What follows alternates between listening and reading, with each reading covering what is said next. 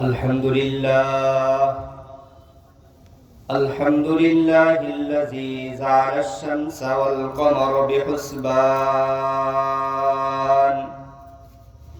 والنجم والشجر يسجدان وفضل زمانا على زمان كما فضل مكانا على المكان وإنسانا على الإنسان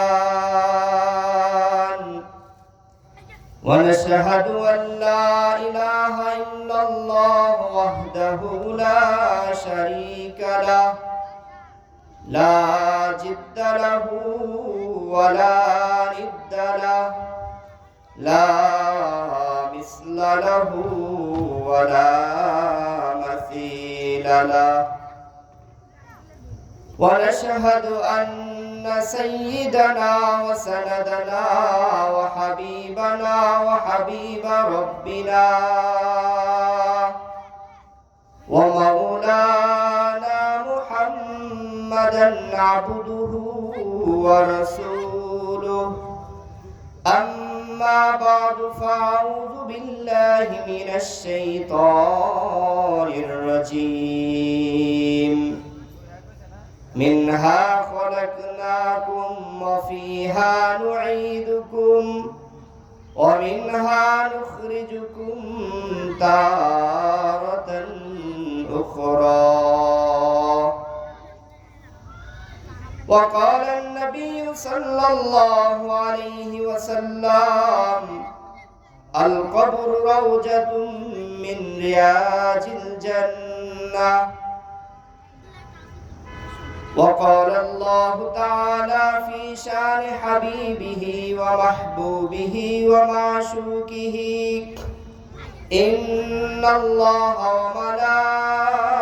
وملائكته يصلون على النبي يا أيها الذين آمنوا صلوا عليه وسلموا تسليما আমরা সকলে মহব্বতের সাথে দুরূদ শরীফ পড়ি আল্লাহুম্মা সাল্লি আলা মুহাম্মাদিন ওয়া আলা আলি মুহাম্মাদ কামা সাল্লাইতা আলা ইব্রাহিম ওয়া আলা আলি ইব্রাহিম ইন্নাকা হামিদুম মাজিদ আল্লাহুম্মা বারিক আলা মুহাম্মাদ وعلى آل محمد كما باركت على إبراهيم وعلى آل إبراهيم إنك حميد مجيد यही हम सब मुसाफिर हैं यही हम सब मुसाफिर है कब्र आखिर ठिकाना कोई आगे रवाना हो कोई पीछे रवाना बलगल उला बिकमालिही कशफत दुजा बिजमालिही हसरत जमीउ खिसालिही صلوا عليه وآله لا إله إلا الله لا إله إلا الله لا إله إلا الله لا إله إلا الله মুহাম্মাদুর রাসূলুল্লাহ সাল্লাল্লাহু তাআলা আলাইহি ওয়াসাল্লাম আলহামদুলিল্লাহ আল্লাহ জাল্লা শাআনুর দরবারে লাখ কোটি শুকরিয়া যে রব্বুল আলামিন আমাদেরকে এমন একটি জান্নাতের বাগান আপনাদেরকে উপহার দেওয়ার তৌফিক দান করেছেন। আজকের মাহফিলে সম্মানিত সভাপতি বিশেষ অতিথি সহ হযরত উলামা ইকরাম মঞ্চ উপবিষ্ট দিন দরদি ইসলাম প্রিয় ভাইরা পর্দার আড়ালে মা ও বোনেরা আল্লাহ রাব্বুল আলামিনের দরবারে শুকরিয়া আদায় করি যে রব্বুল আলামিন আমাদেরকে কিছু দ্বীনি কথা বলবার এবং শুনবার তৌফিক দান করেছেন। এজন্য কালিমাতুশ শুকর আদায় করি আলহামদুলিল্লাহ। আন্তরিক মোবারকবাদ জানাই আপনাদের সকলের প্রতি। মুহতারাম হাজিরিন, একেবারে স্বল্প সময় দুই একটা কথা বলে আমি আমার কথা শেষ করব।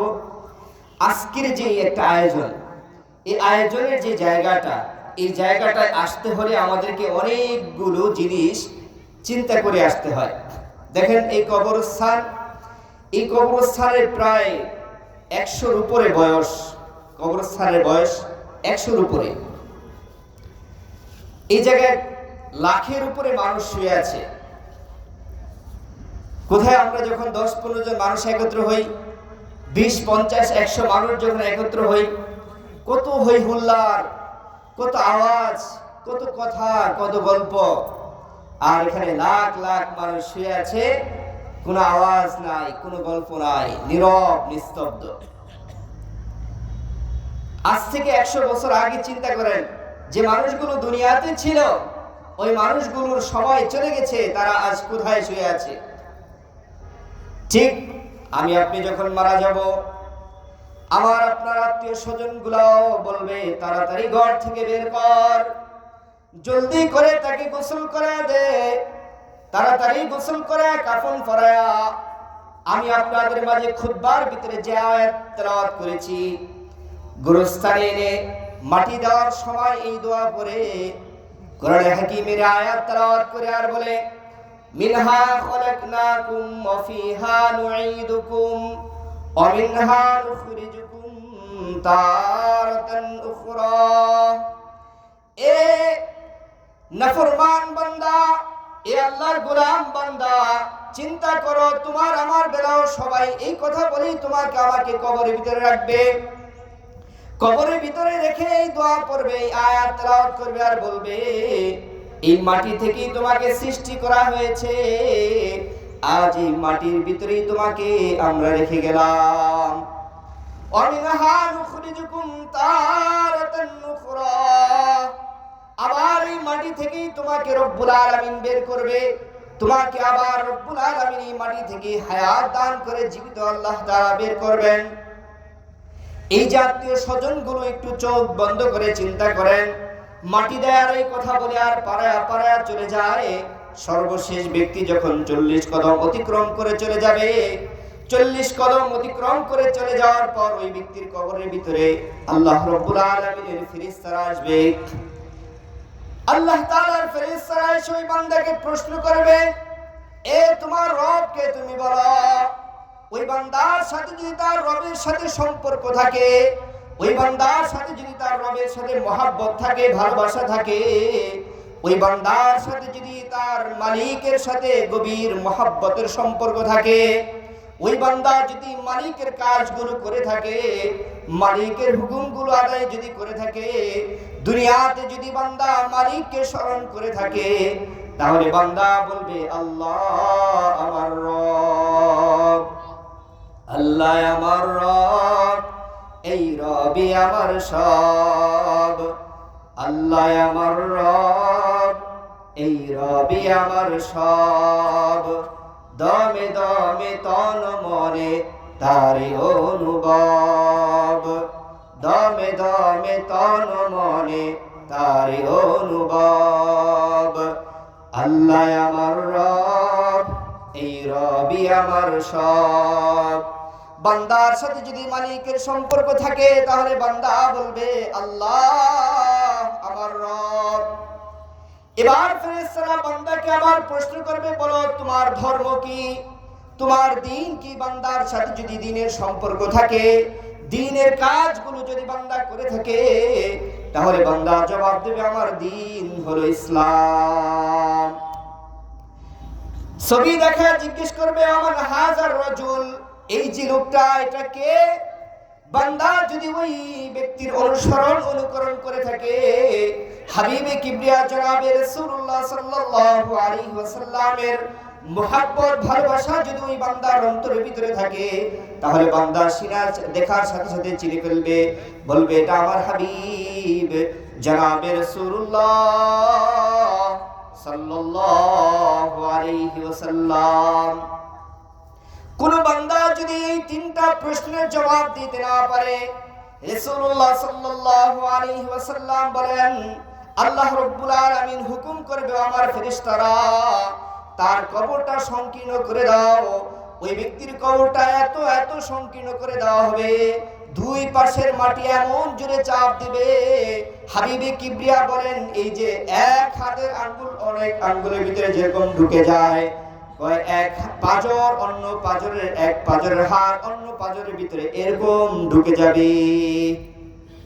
এরকম শাস্তি তাকে কবরের ভিতরে দিতে থাকবে।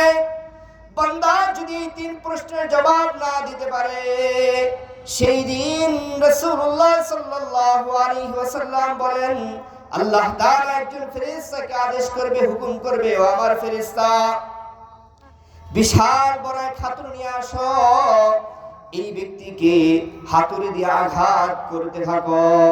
এভাবে করে হাসরের ময়দান পর্যন্ত, হাসরের ময়দান কায়েম হওয়া পর্যন্ত, অর্থাৎ কিয়ামতের আগ পর্যন্ত ওই ব্যক্তিকে এই বিশাল হাতুড়ি দ্বারা তার কান বরাবর আঘাত করতে থাকবে।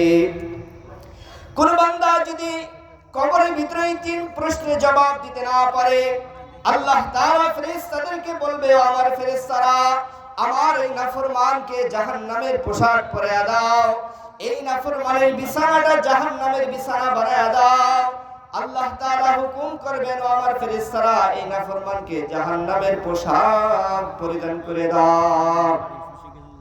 দুনিয়ার ভিতরে আমি আপনি আমার আপনার এই চেহারাকে উজ্জ্বল করার জন্য কত টাকা কত পয়সা আমি আপনি ব্যয় করি। আরে আমার এই চোখ, এই চেহারা, এই নাক, এই কান সেই দিন জাহান্নামের আগুন পুড়ে ফেলবে। আমার হাত, আমার পা জাহান্নামের আগুন পুড়ে ফেলবে। আরে আমার কলিজা পর্যন্ত জাহান্নামের আগুন পুড়ে ফেলবে। এই জন্য দুনিয়ার এই হায়াত, এই জিন্দেগিতে থাকার সময়কালীন এখনই আমাকে আপনাকে ভাবতে হবে যে আমি আমার কবরের ঠিকানা কোন জায়গায় আমি বানাইতেছি। এই জন্য হাবিবে কিবরিয়া বলেন, আল কবরু রাউজাতুন মিন রিয়াজিল জান্নাহ। বান্দা যদি দুনিয়াতে এই তিন প্রশ্নের জবাব নিয়ে আসতে পারো, তাহলে তোমার কবরটা হবে জান্নাতের একটা বাগান।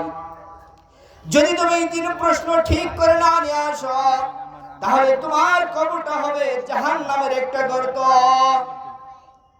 এই জন্য মুহতারাম হাজিরিন, এই যে হাজার হাজার মানুষ এই গুরুস্থানের ভিতরে শুয়ে আছে, কোনো হট্টগোল নাই, হইচই নাই, কোনো আওয়াজ নাই।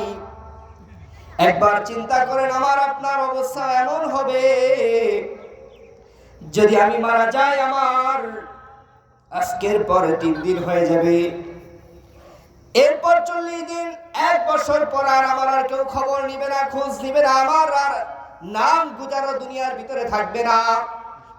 তাহলে দুনিয়া তো আমি একা, কবরও আমাকে থাকতে হবে একা, হাসরের ময়দানে আমাকে থাকতে হবে একা। হযরতে ইউসুফ আলাইহিস সালাতু ওয়াস সালামের বাবা হযরত ইয়াকুব আলাইহিস সালাতু ওয়াস সালাম জাহান্নামের অবস্থা যখন দেখবে হাসরের ময়দানে, যে ইয়াকুব আলাইহিস সালাতু ওয়াস সালাম হযরত ইউসুফ আলাইহিস সালাতু ওয়াস সালামের জন্য 40 বছর পর্যন্ত কান্না করেছেন, চোখের নিচে দাগ হয়ে গেছে, হাসরের ময়দানে জাহান্নামের ভয়াবহতা দেখে বলবে, ইয়া নাফসি ইয়া নাফসি। সেই দিন আফসোস করার আগে এখনই আফসোস করে যান। সেই একাকী জীবনে কি নিয়ে থাকবেন এখনই ভাবুন। আল্লাহ তাআলা আমাদেরকে চিন্তা ফিকির করে আল্লাহ রাব্বুল আলামিনের এই কবরে আল্লাহ তাআলা আমাদেরকে যাওয়ার তৌফিক দান করুন। কবরের সামানা নিয়ে আল্লাহ তাআলা আমাদেরকে যাওয়ার তৌফিক দান করুন। আমিন ওয়া আখিরু দাওয়ানা আলহামদুলিল্লাহি রাব্বিল আলামিন।